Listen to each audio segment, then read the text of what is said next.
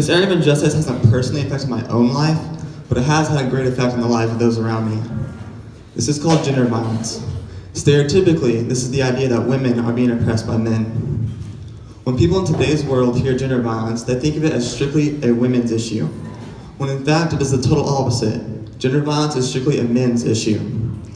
Of course, it has the most physical and mental effects on women. I can't discredit that.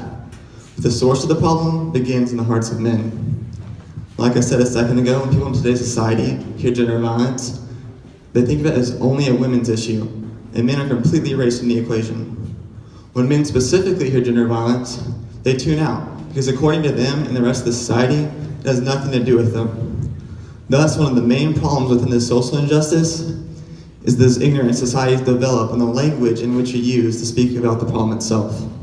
The point is, society, especially men, need to renew the way they hear gender violence. This leads me to my second point. When I try to explain to men that this is a men's issue, they go into defense mode, explaining to me all the roles that women played in the issue. This is called victim blaming. They say things like, she shouldn't have hung out with that group of men, or she shouldn't have drank that much alcohol, or she shouldn't have worn that kind of dress. Again, this is called victim blaming, and it's supposed to turn the focus off of men and back onto women. But men aren't the only ones who poorly use their language to turn the focus off themselves. Media also plays a huge role in gender violence as well. The idea of media playing a huge role in gender violence comes from a lady named Julia Penelope. Julia talks about the way that media poorly interprets active gender violence, and she says that just by the title of an article, people can completely forget about men being a part of the injustice altogether. Julia's example goes like this. Here's the title of an article.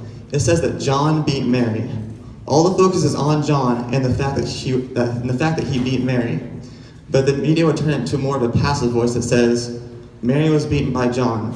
Now all the focus is on Mary and the fact that she was beaten by John, but John is sort of the end of the sentence and is barely noticeable. This turns us to our next title.